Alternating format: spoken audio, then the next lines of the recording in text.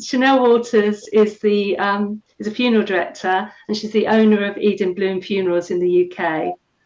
During this presentation, she's going to explore the importance of Caribbean funeral customs with a focus on Jamaican customs and how they shape the grieving process and why they hold such significance within the community. She'll delve into the cultural practices, symbolisms and values behind these traditions, as well as what they look like when adapted to life in the UK. So over to Chanel. Thank you. Hi, everyone. Hi. So as Victoria, I call Victoria V for short. So if you hear me refer to Victoria as V, it is Victoria I'm speaking about. So as she kindly said, I am Chanel Waters. The company that I own is called Eden Bloom Funeral Directors. And today I just want to keep this presentation somewhat informal. So if you have any questions, please feel free to fire them into the sidebar. We'll get to them at the end. So honouring traditions, particularly in the context of Caribbean funerals in the UK, is a way of preserving cultural identity and maintaining a sense of community in the face of diasporic challenges. So Caribbean funerals as a whole tend to blend rituals from African, Christian and other cultural influences, reflecting the diversity and resilience of Caribbean heritage. So these ceremonies that I'm going to speak about in a little bit more detail a little bit later, they're not just about mourning, but they're more so about celebrating the life of the person who's passed away. They oftentimes show a great level of respect for the life of the deceased. They also show a great level of detail regarding the person who's passed away's journey, and they also reinforce family and community bonds. So in the UK, Caribbean funerals look very different to what they look like back home in Jamaica. So what I tend to find is within the Caribbean communities here in the UK, there's often sometimes cultural isolation and also marginalization. So in the business that I run, I really try my best to continue the traditions and help preserve a link between my homeland and also our history. So by honouring these practices, families can ensure that one, future generations understand their roots. Two, we promote solidarity between the community. And three, we affirm our cultural pride within this very eclectic, multicultural society. But before I get knee deep into this presentation, I thought let's just kind of break it up a little bit. Let's do a bit of an icebreaker. And I've got a quiz for you all. So hopefully this works fine. So what I'm going to do is I'm going to stop sharing my screen. I'm going to share a new screen with you and hopefully you can all see it. If you can all give me a thumbs up in the chat as well to let me know that you can see my screen. So you should be seeing a barcode just here in the top left corner. So if you've got a smartphone, can you scan that barcode on your smartphone to join my quiz, if possible, please, everyone? It's only 10 questions, nothing too intense. And sadly, there won't be a prize for the winner. But we'll give you a round of applause. We've got Alex. Thank you, Alex.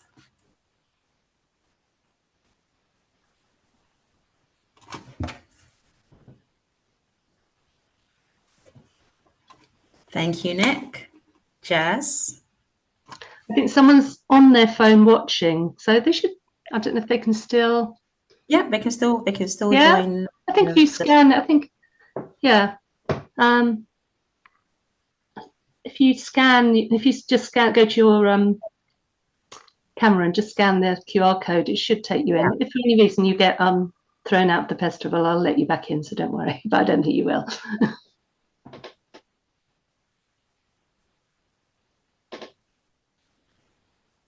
Any more? We've got 9 people so far. I think someone's saying that they can't. The questions will come up on the screen, so people can still, if they can't scan, they could always answer them in. They can always write them down and answer them at the end or something on a piece of paper. That would work with Rich now. Yeah. Cannot scan anything. So, is there a screen set of questions? I don't do scanning. Sorry. So you'll also see the questions on the screen, but you won't be able to vote using this barcode, without using the barcode. Jane.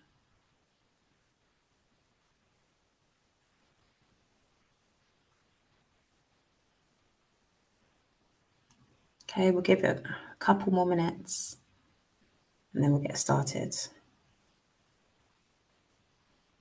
Any more for any more? Can't manage to get in. It's okay, Philomena. So you'll see the questions on the screen. You can drop your response in the chat.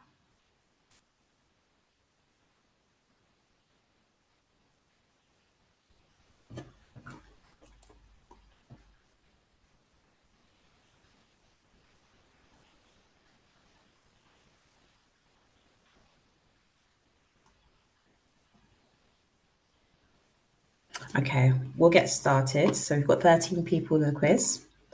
So, ladies and gentlemen, the first question: which person had the most expensive funeral in the burial list? Alexander the Great, Whitney Houston, MJ, or JFK? Sorry, there's an option 5. Please don't click option 5. You've got to vote before the timer finishes.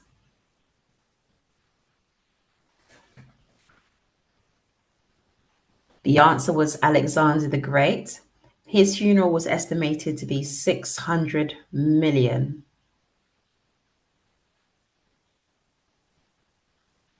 And we've got Alex in the lead there. Very, very fast fingers. All right, next question. In which country is it common to have a death cafe before a funeral? Portugal, Switzerland, Morocco, or France? We've got 10 seconds to go.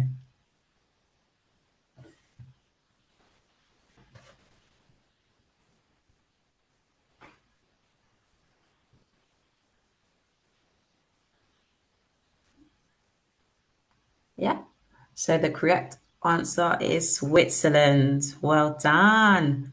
And I've seen in the sidebar as well. Let's have a look. Philomena, Jane, yep, Siofra. Not Portugal, Switzerland's the correct answer, I'm afraid. And let's see who's currently in the lead. Alex again. All right. What is the most common flower used in funerals around the world? Rose, tulip, lily, or hydrangeas?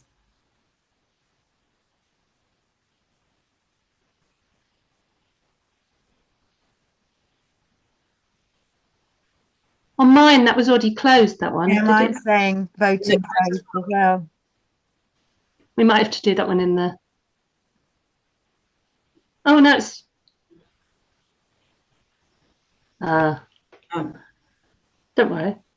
Okay, let's try this one. Hopefully this one works. In which country do they celebrate the Day of the Dead? Mexico, Japan, Brazil, or Argentina?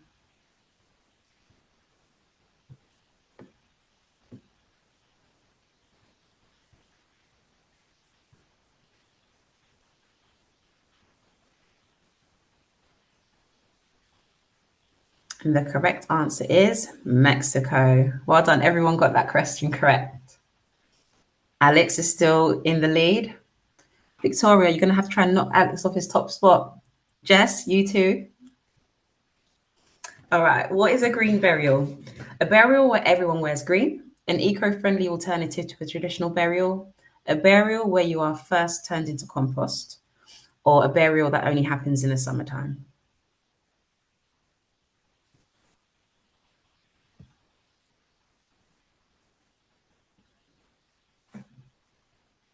And the correct answer is an eco-friendly alternative to a traditional burial. And well done, everyone got that correct as well. And in the sidebar as well. Yeah, lovely. Alex still in the lead there.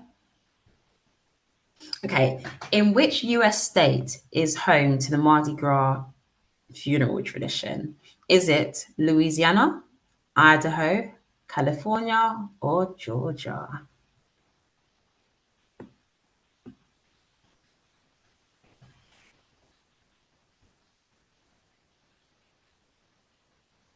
And the correct answer is Louisiana. Well done, everyone got that correct as well. Alex still being in the lead. What country holds a funeral marathon? Is it Ghana, Nigeria, Eritrea, or Ethiopia? Got 10 seconds to go.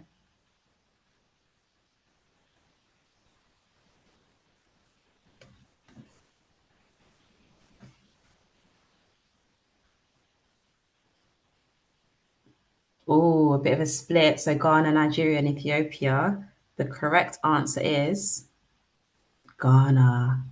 Well done in the sidebar for those who got it correct. So, fun fact. So, I only found out about funeral marathons a couple of days ago. And essentially, what some communities do in Ghana is the person who's passed away is placed into a coffin and they're kind of just to the side. But then you have a lot of empty caskets, and essentially there's pallbearers who carry the caskets shoulder to shoulder and run marathons with the caskets on their shoulders.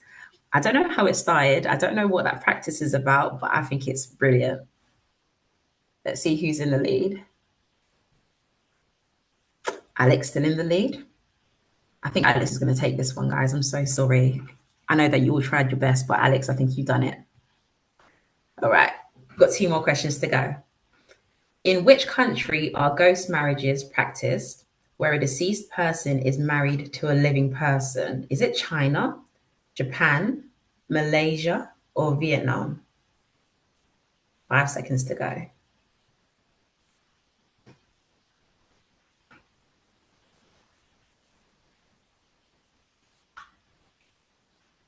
And the correct answer is China.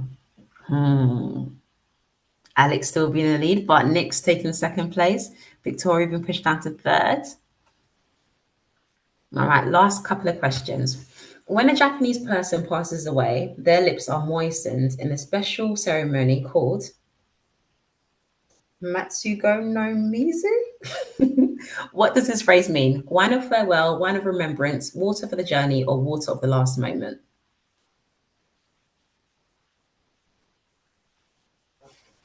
And the correct answer is water of the last moment. Alex still in the lead. Well done. And our final question for today. In which religion is a vigil over the deceased kept by a group of people called Shomarim? Is it Sikhism, Judaism, Hinduism, or Buddhism?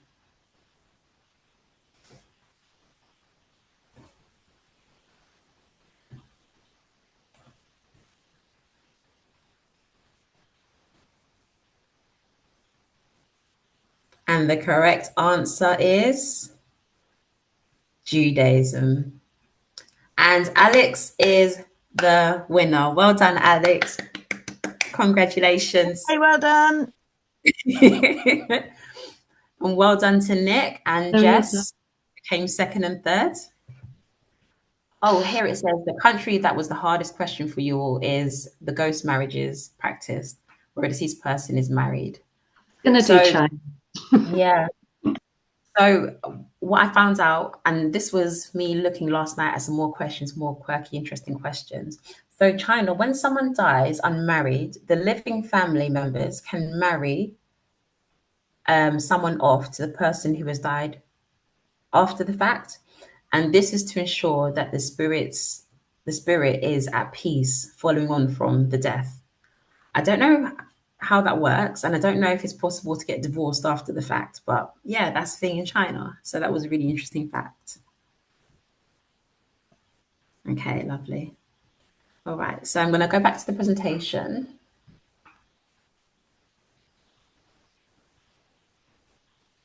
That was, people are saying in the chat, that was brilliant, by the way. Thanks, Chanel. Thank you, everyone. Thank you, everyone. So I thought, let me just put a quiz in there before I start talking at everyone, and then you get a bit too bored of my voice. So, okay. Victoria, can you see my screen okay? Yeah, I can see, that's fine. Yeah. Oh, sorry, hold on. The flower. That's fine, sorry. Yeah, that's fine. Perfect. And also, Jane, to your comment, the flower answer was Lily. was the most common flower because they represent purity. Yeah. Okay. All right. So, Victoria, just so you can see my screen. Yeah. Okay. So, just going back to the presentation, everyone. So, coming from Caribbean descent, and by Caribbean I mean Jamaican descent, I understand the deep traditions and customs that are central to how we honor our loved ones. So, with Eden Bloom, we specialize in creating unique funeral experiences. And towards the end of this presentation, I'm going to show you a few clips as to the kind of things that we do here at Eden Bloom.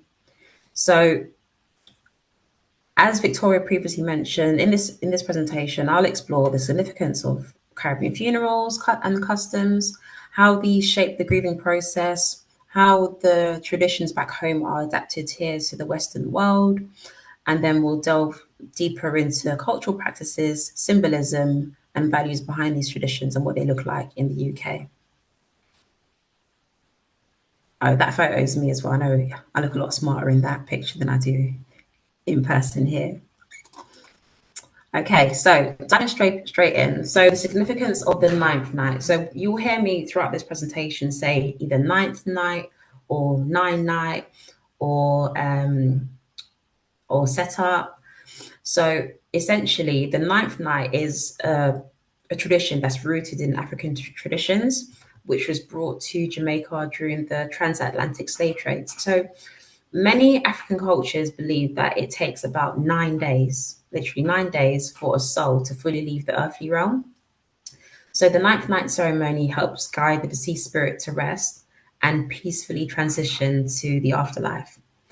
So as I said, it's also known as the nine night. So when I say nine, I'm actually saying nine as the number nine night.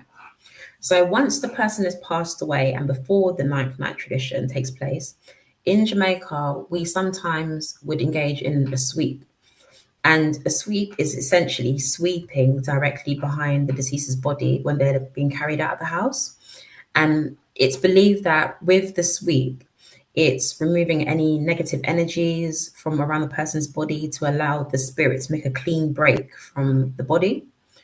And in some practices as well, what you may see is the family may rearrange furniture, they may turn mattresses upside down just to gently discourage the deceased from sticking to their body, their spirit from sticking to their body. So according to traditional Jamaican beliefs as well, the journey from this world to the next is not complete until the 9 nights after the death of the person is done. So it's believed in some instances that the malevolent ghost of the deceased person might linger after death. So they may inhabit its old house, they may take out revenge on a person who may have mistreated it during life. So on the 9th night, it is said to depart permanently.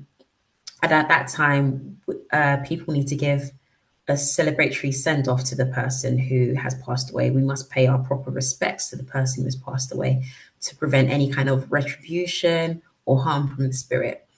Otherwise, the soul of the person who's passed away can wreak havoc on the community. But that's very, very traditional. It's not something that we often do here in the UK. Some families may do that, but it's not quite common in the UK. But I know that it's quite prevalent in Jamaica.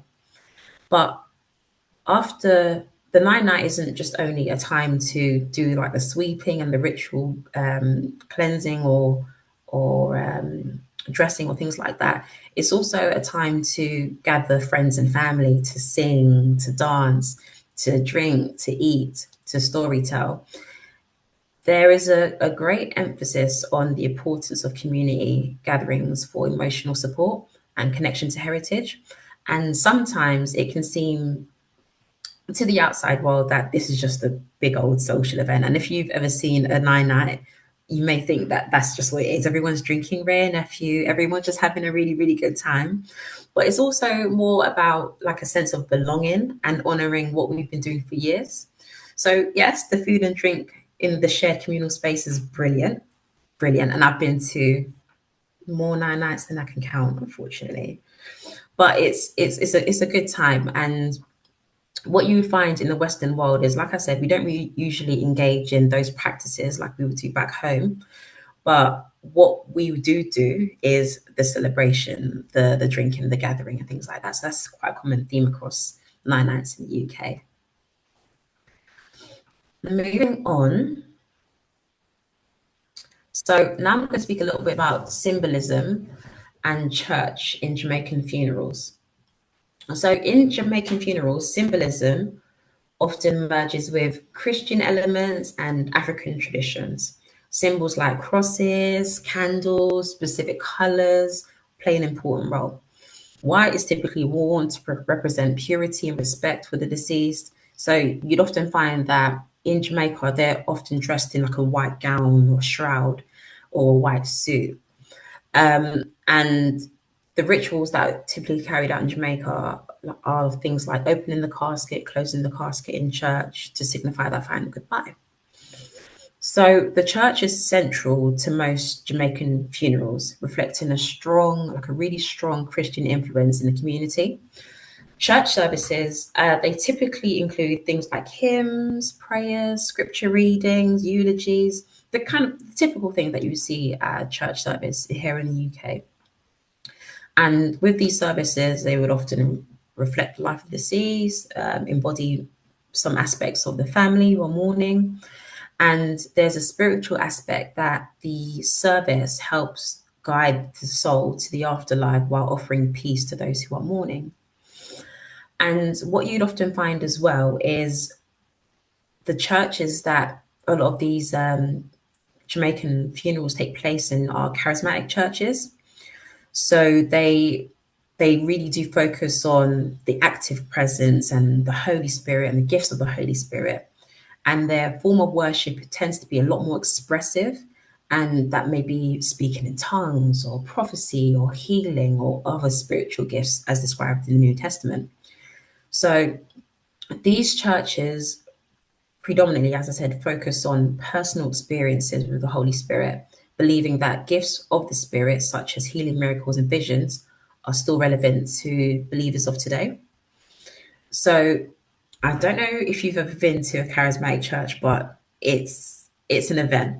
So it's quite energetic. There's a lot of contemporary music. There's a lot of spontaneous presence, but there's also, as I previously mentioned, this community feel, this strong sense of community. The belief is that the Holy Spirit empowers believers to live outside of their faith with power, with joy, and with transformation. While many charismatic practices are common in many Pentecostal churches, other Protestant denominations such as Anglican, Catholic, or Baptist Church may also have charismatic congregations. So in comparison to Jamaica,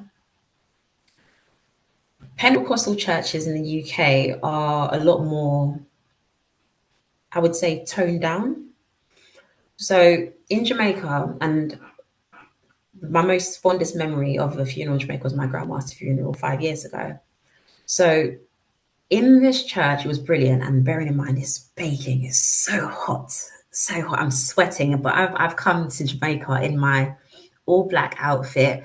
It's very fitted and I'm sweating, but everyone's in their loose clothing, but I didn't think that far ahead. So it's hot. You can imagine the atmosphere. It's very hot. It's very humid, but everyone is very expressive. Everyone's very loud. There's lots of singing and clapping and dancing and like free flowing movement. Everyone's just up and about, out of their seats, having a celebration.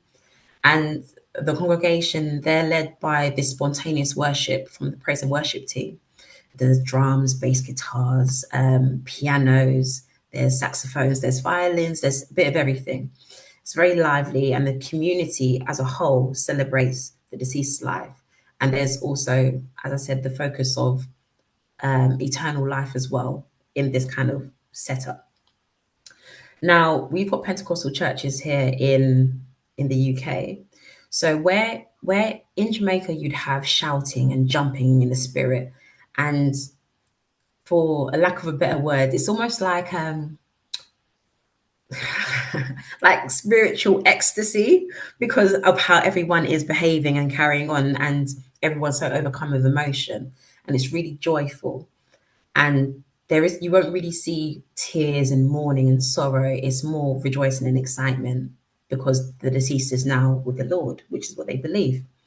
But in the UK, whilst there's an element of celebration and singing, it's, as I said, very toned down. So while we are energetic here in the UK, the worship is a lot more controlled. And I believe that it's more controlled, and this is just my opinion here. I believe that it's a lot more controlled because of the more conservative British setting. You know, it's we don't want to be too much out of the norm. Whilst the emotional expression is still very much present, it's still somewhat moderate compared to what we see in Jamaica. So the music in the churches as well, they remain a central part of the service. Testimonies, eulogies, that's still very common across both churches, but it's more the how we express ourselves. It's just a little more toned down. Everyone kind of stays in their seats during the service rather than getting up and walking around because it would be out of the norm here. Yeah. Okay.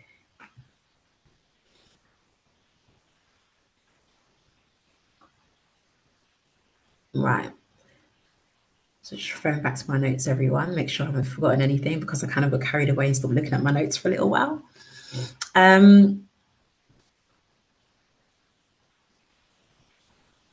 Okay, so I just want to speak briefly as well before I move on to the next section about the role of like the pastors in the churches. So with pastors in Jamaican churches, spiritual leaders are often quite heavily invested, involved in the church community, and the church community as a whole play an integral part to the celebration of life service for the person who's passed away. So you'd often find that Aunt Julie, Aunt Jackie, Uncle Jim, everyone is involved with putting together the funeral service. It's not kind of just confined to the immediate family to plan everything. Everyone kind of chips in and helps.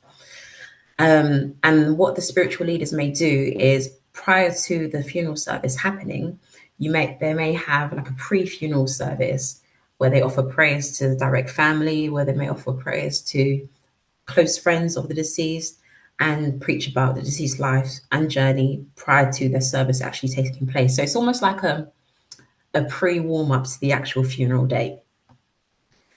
And in the UK, the pastor does play a part in organizing the funeral, but what you'd find is it's just the pastor and the immediate family.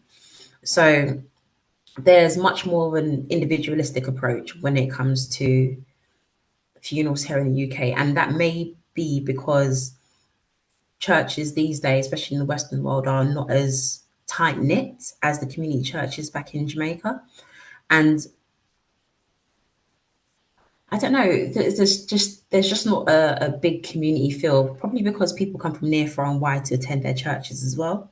So that might have an influence on it all. And some Pentecostal churches in the UK may have few opportunities for the entire congregation to participate in the funeral. As I said, especially if the deceased lives very far away or attendees of the church live very far away. So these services tend to be a lot shorter. I think with my grandma's funeral service, we were there for about 5 to 6 hours in the church, and I was sweating, I was drenched, but 5 to 6 hours. We had a break and then we went back.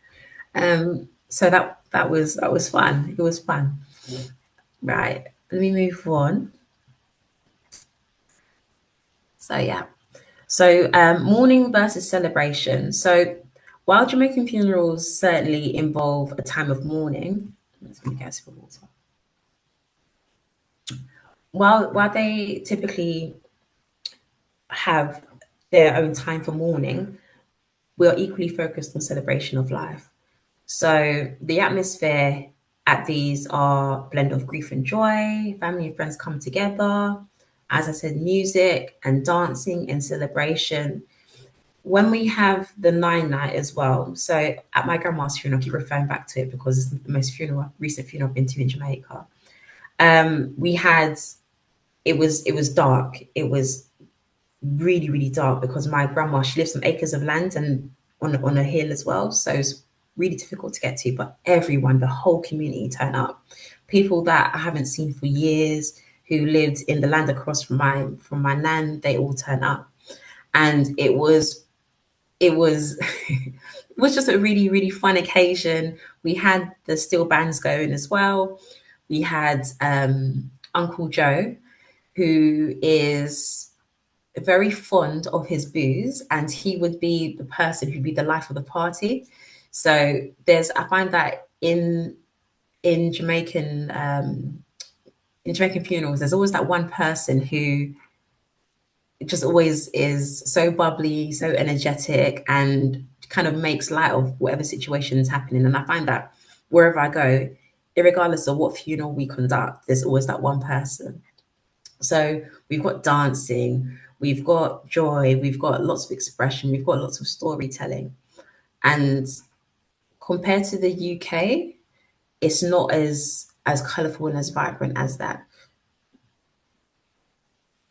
Oh, sorry, I just got a little pop up there. B. Yeah. Okay, I'm going to move on to my next slide. So, graveside practices. So, in the UK, what you'd often find, and I'm not sure if many of you have been to a Caribbean funeral here in the UK, but what you'd find is we go to the church, and then following on from the church service, we then go to the burial site, to the cemetery. So you'd find that the pastor leads the mourners in prayer and worship. The mourners attending the service would often do a token backfill. And a token backfill is essentially when you are at the cemetery, there's a small pot next to the grave filled with earth. And then the funeral director would walk around and hand this pot out to people, just a single pot. You take a bit of earth and throw it into the grave. And then if you have any roses or flowers you'd like to put into the grave, you can do that too. And once that's done, then the family would get involved and use shovels and fill the grave themselves. And that's kind of what it looks like across the board for funerals here in the UK. But in Jamaica, the difference there is a lot of burials take place on the land that you own. So, for example, my grandma and granddad are buried side by side in the same tomb, and they're not filled with dirt. They're still using concrete slabs. Now, while we have those type of vaults in the UK, but that's quite my Victoria's cat.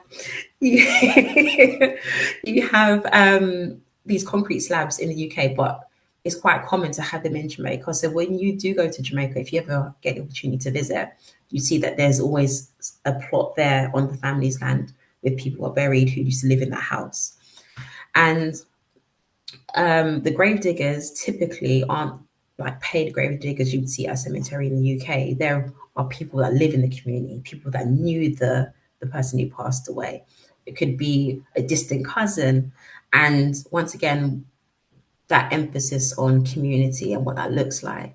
So the concrete grave also is painted bright colours. So my grandma's grave was painted yellow and white when we first went, her and granddad. And then after that, my mum sent me a photo and it was now blue, black with some red stripes. So it just shows that it's just basically it's how you feel on the day. If you want to paint the grave yellow, you can do that. If you want to paint it blue with stripes, you want to paint pink with dots, you can do that. Whereas in the UK, once again, there's a lot more restrictions, a lot more red tape. And Victoria's shaking her head because she understands exactly what I mean. There's restrictions on the width, on the height, on the color, on the length, on the type of headstone that you can have. If it has to be a headstone and base, if it's a full memorial like Herbset.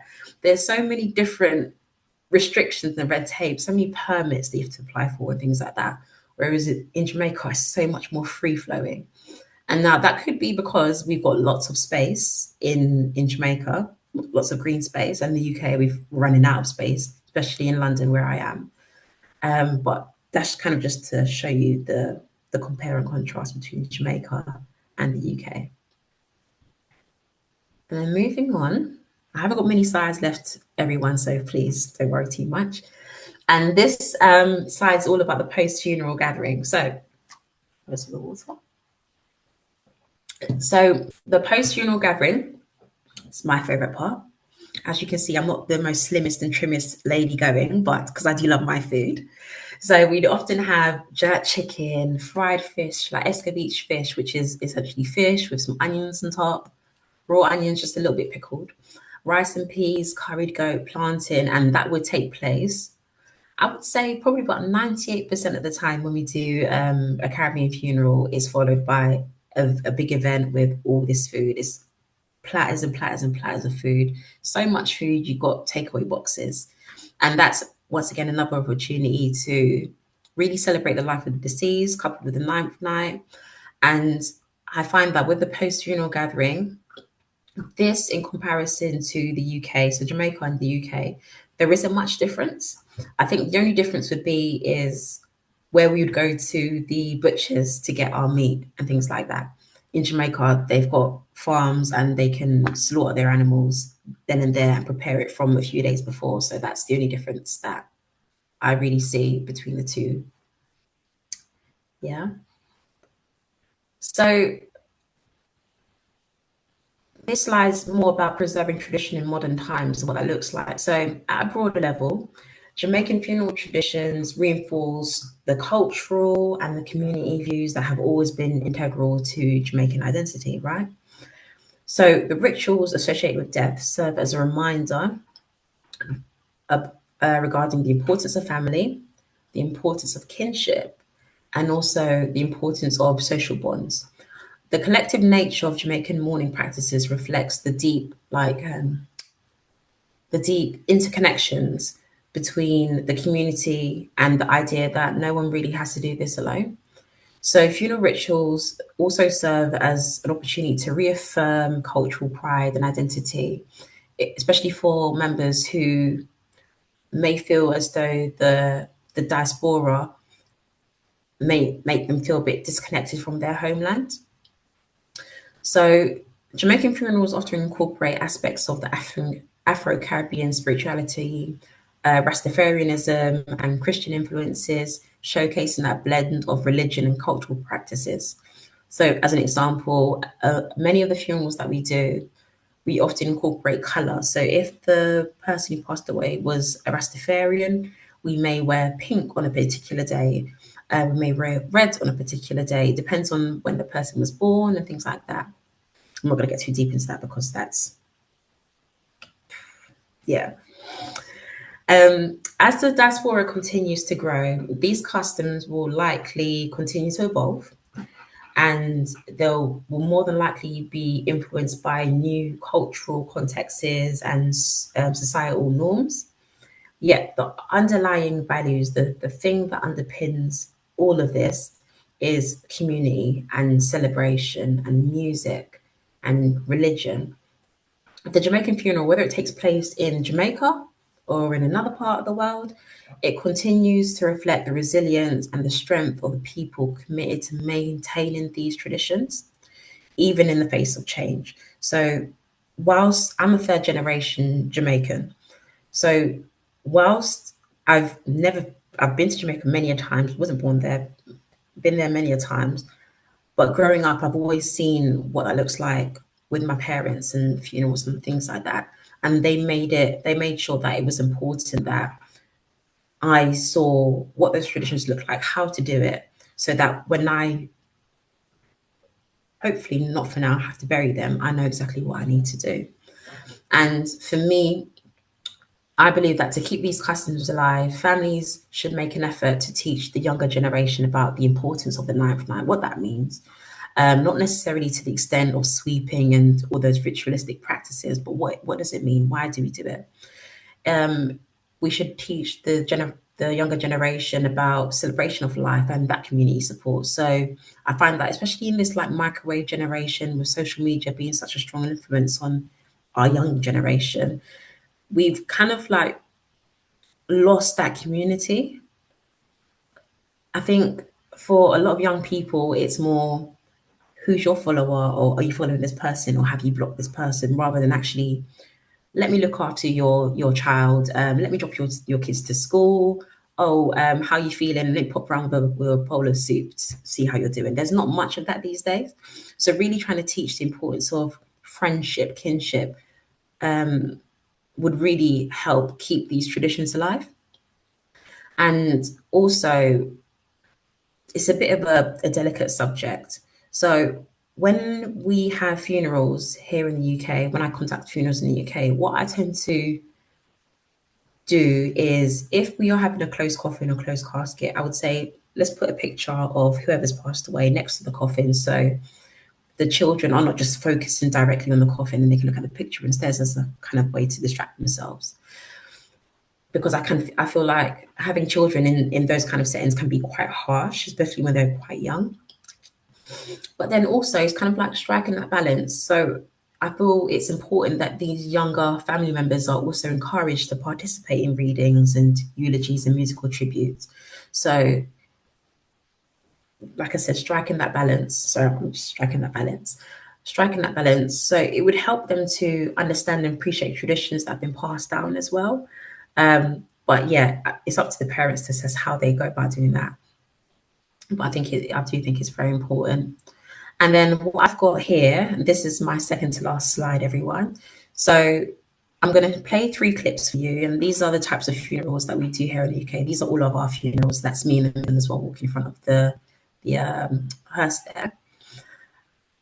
I'm going to see, hopefully it works. Just 3 quick short clips. If you do have difficulty in seeing anything, feel free to go onto Eden Bloom Funeral Directors on Google and then just click our photos. These videos are there as well. Yeah, and I requested family permission before I could upload these as well. All right. Victoria, can you give me a thumbs up if you can hear? Have you guys ever seen anything like it's like a dance?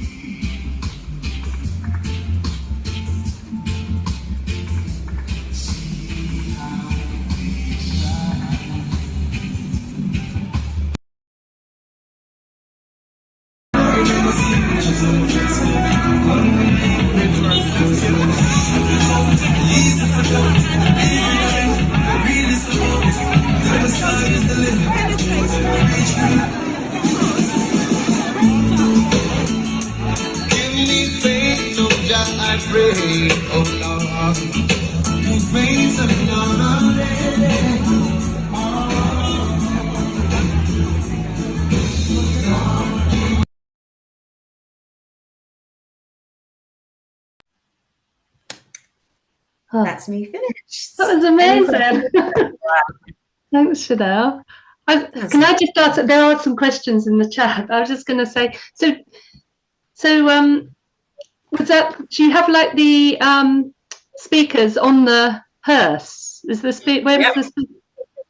So, in this picture, I don't know if you can see just here. If you can see my cursor, can you see there's a speaker just there?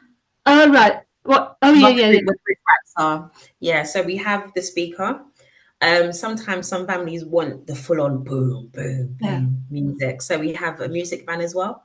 And basically, it's almost like a transit van. The doors are both open and there's a big sound system on the inside. I think there was one of the videos had that, didn't it? Where the side was open, yeah. Yeah. So sometimes they really want to make a loud, big impact, and we can do that as well. And that's just going back to the whole music and celebration of life. Music is very pivotal, quite core to what we do. So yeah, whenever there's a funeral, I would say, let's put a little bit of music. And they was like, yeah, Chanel. And it always goes off without a hitch. So yeah. Oh, amazing.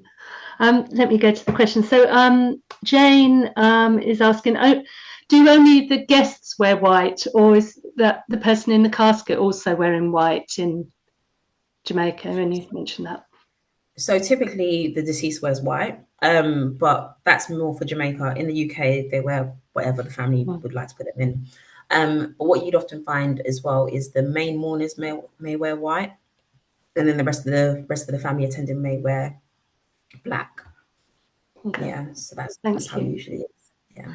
I'd sneaked a question in as well. I just put it so I remembered. But in Jamaica, because it's all, the family gets so much more sort of involved in general. This is just from a funeral director's perspective. Is there still just one person that everything has to go through, or does the funeral director have to deal with all the family, with all the? You see what I mean? So typically it's the one person. It would be the matriarch or the patriarch, the new matriarch or patriarch of the family that would go through, but everyone would still get involved. So let's say, for example, if they want them to be dressed in their own clothes in white, in a white suit, they may enlist the help of the cousin down the road or the friend up the street to get those and bring it to the funeral director. But it would still go through that one person, yeah, because then it would just become a bit too confusing if everyone got involved, yeah. And would the family, I mean, we've obviously done a few, but not, but would the family in general wash and dress their person rather than the funeral director? Typically, it's the funeral director that does it, but they would kind of stand around and watch what's being done. But yeah, definitely more the funeral director. But with the chapel visits, everyone comes. Everyone comes. Sometimes what the funeral director might do is bring the person back to the family home as well, and then have them there for a few days or so. Yeah. Thank you. And Juliet's asking, are younger people in the Caribbean community following church and burial traditions, or is there a move to more secular funerals with cremation? I definitely think that they're more involved with the traditional funerals.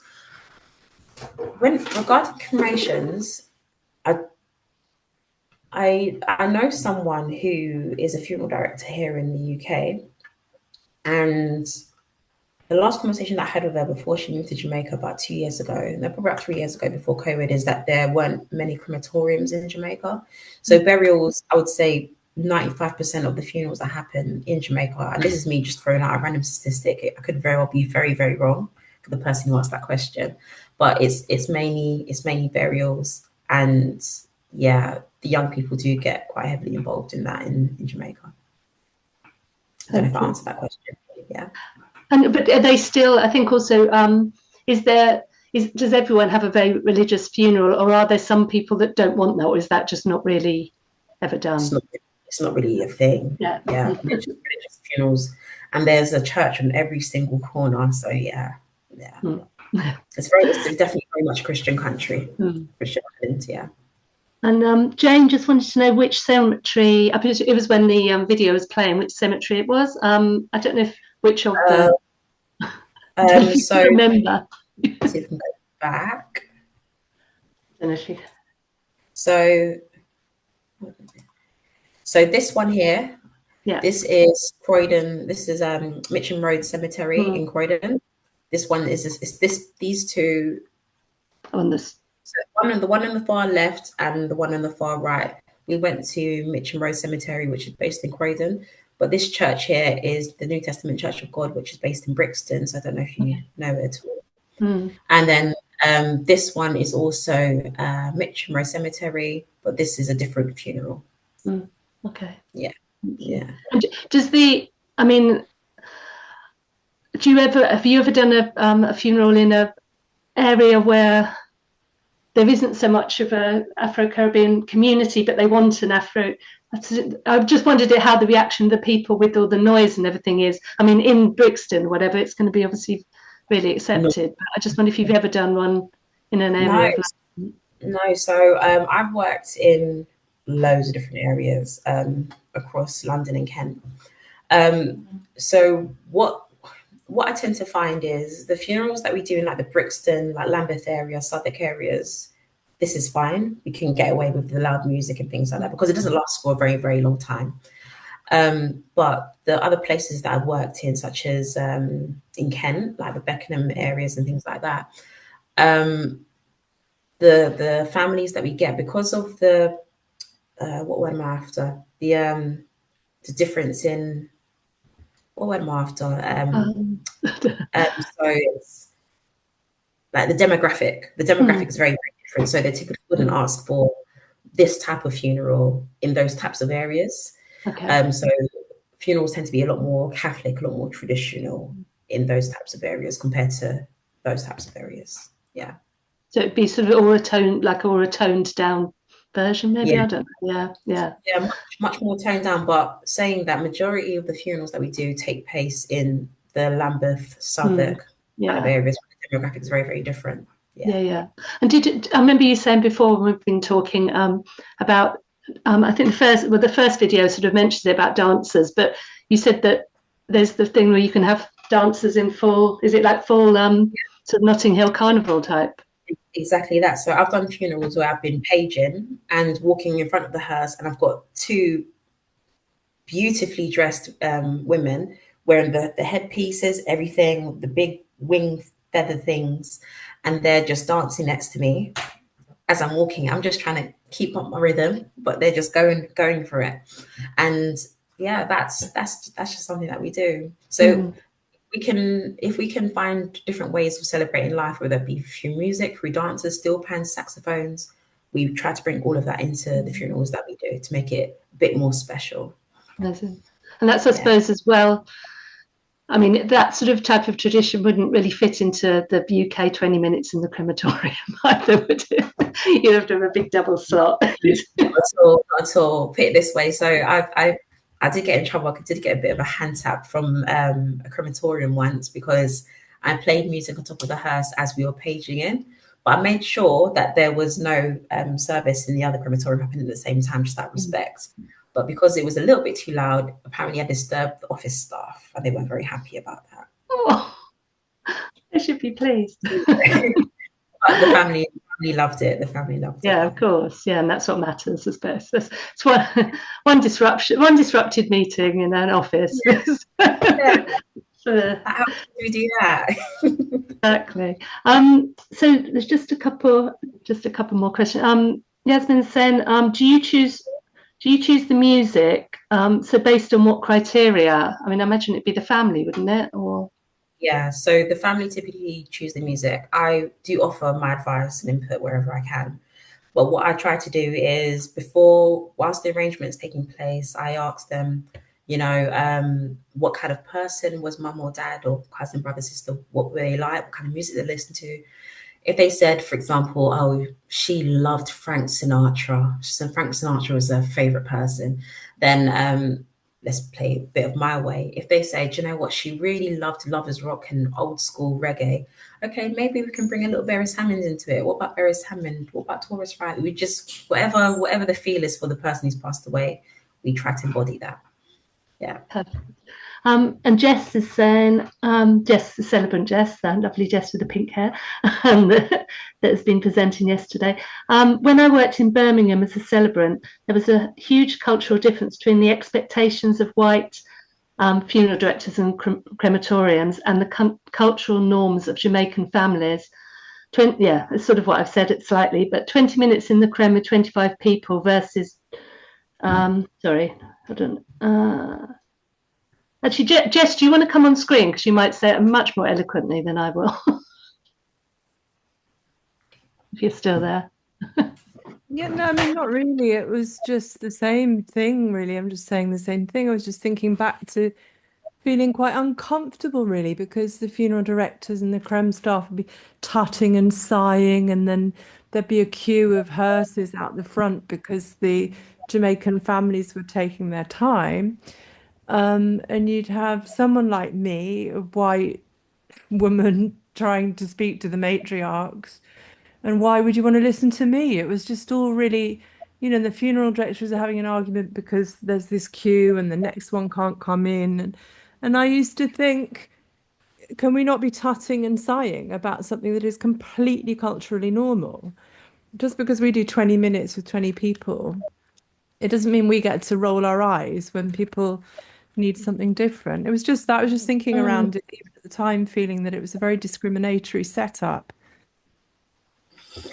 I do agree with you, but I'm just going to play devil's advocate for just a little bit. So, as a funeral director, it's our responsibility that, one, the families that we are working for are served in the best way possible, but then also there's a high level of respect paid to those who are coming in after us.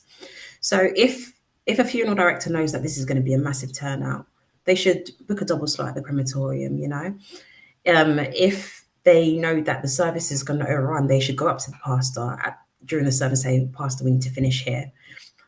I don't think that just because we have big funerals and they're quite loud and things like that, we should have disregard for the people who are doing 20 minutes for 20 people. We should be able to have that balance, you know. But then in the same respect, because, for lack of a better word, because people that come from like an Irish or Irish Scottish descent, things like that, they may not have that cultural understanding of why we do things the way we do it. So I think it's also about just kind of educating people as to why we do the things the way we do it. So hopefully my session has been a bit of an eye-opener for everyone really here as good. well. And it's lovely. It just feels like it must be so hard for you having to navigate that really all the time. You must have to be really diplomatic and actually quite persuasive all the time. It's a really skilled job that you're doing. It is difficult, and as you know, a lot of people can be very, very, very opinionated, but it's also it's about talking to those people and then also making sure that they feel included and heard, whilst including everyone else's feelings and emotions and what they're thinking about. So it's a very, very fine line, but thankfully we haven't had any bad reviews. It's all been good. I can see why. I'd 100% recommend Chanel. Thank you. It's amazing.